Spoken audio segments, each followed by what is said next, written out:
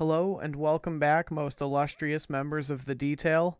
I'm your host D, also known as MTF Doom on Marvel Snap, and today we have a real hatchet job of a deck. I hope you enjoy.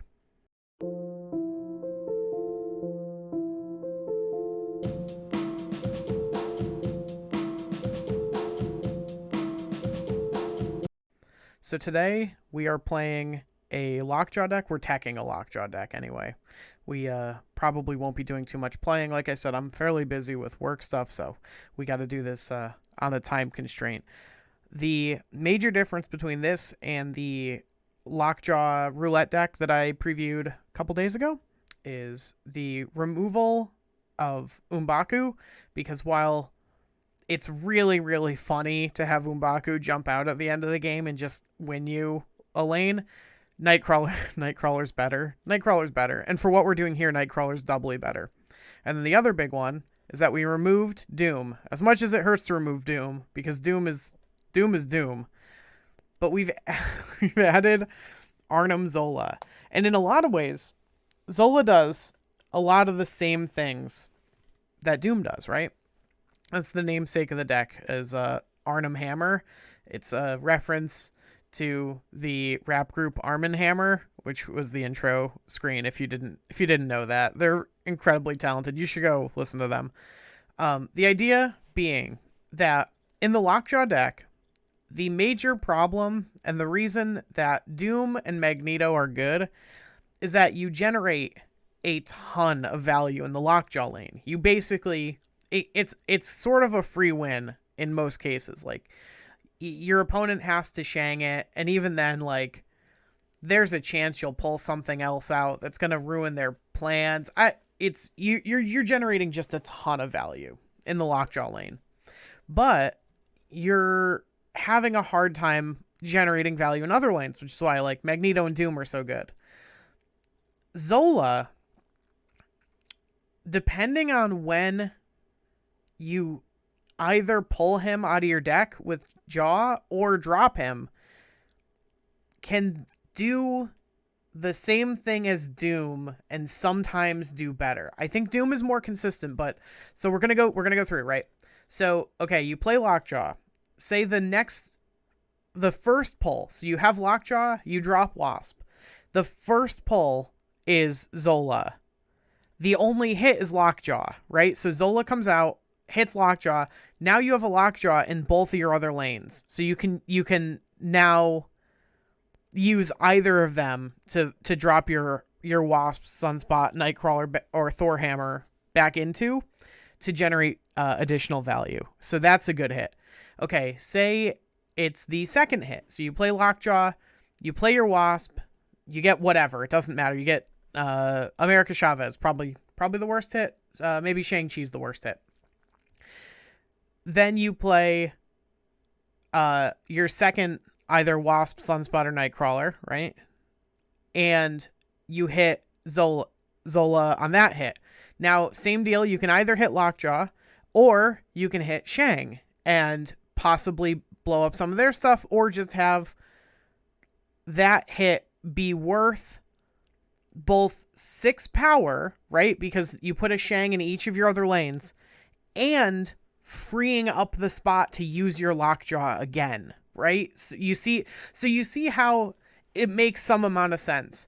I think, like I said, I think it's less consistent than the other, than just having Doom, but I also think it adds, right, the ability to double Magneto or double Infinite is huge. The ability to just reuse your Lockjaw, because, you know, sometimes you fill that lane up with mid hits, and you can now have the opportunity to sometimes Zola your Lockjaw into 2 lanes. But additionally, and the sort of the namesake, the reason I thought of it to begin with is, well, one of my viewers opened a really cool Zola variant, and I just wanted to build them a deck. Because I don't brew with Zola that often, and I wanted to try it out.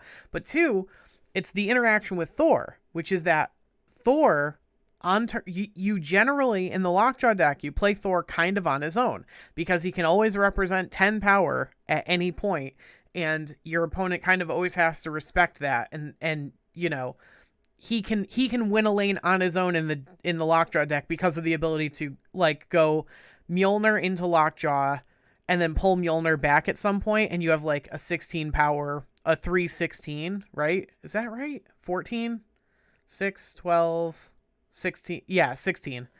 And so the ability for Thor to like solo a lane is huge, but I was like, what? Since you're already playing Thor on his own, you can either have already hit him with a Mjolnir and then Zola him into both the other lanes, or you can play the Mjolnir on turn 6 into its own lane and then Zola it into the other 2 lanes to have given your Thor plus 18 on turn 6, right? Functionally turning Zola into 18 power. 12 power. But still, basically it lets you choose if you want to go wide or tall on turn 6, depending on what your needs are. And that's something that the Doom play doesn't. Doom only lets you go wide. There's no option to stack all the Doom bots into one lane.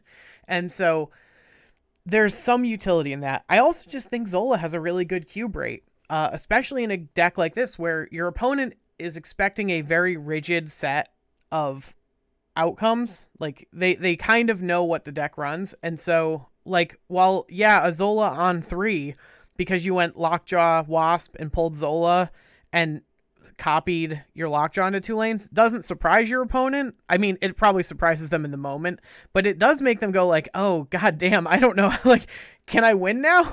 I literally have no idea what my madman of an opponent is capable of. So that's the deck for today. I think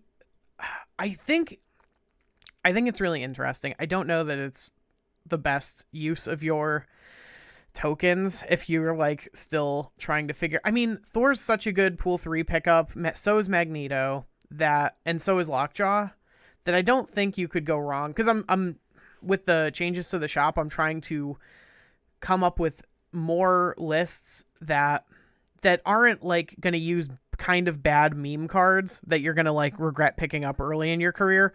So like Magneto, Thor, and Lockjaw are all perfectly good cards if you're like just starting into pool 3 and you have the option to grab any of those. By all means, like, great.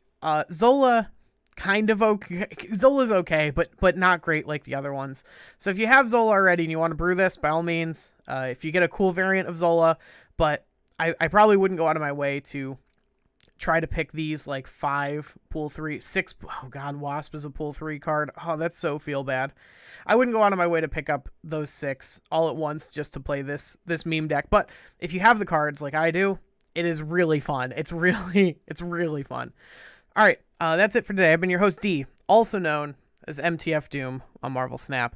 If you find my content elucidating, enlightening, or enriching, which you probably do if you're still here 8 minutes into the recording, then the best way to let me know is with a subscription or a like. If you liked yesterday's video, let me know also, because I like doing stuff like that. I like changing it up once in a blue moon. That's a good joke. Oh, that's a good joke. All right. I hope you have a great day, and I will see you all tomorrow.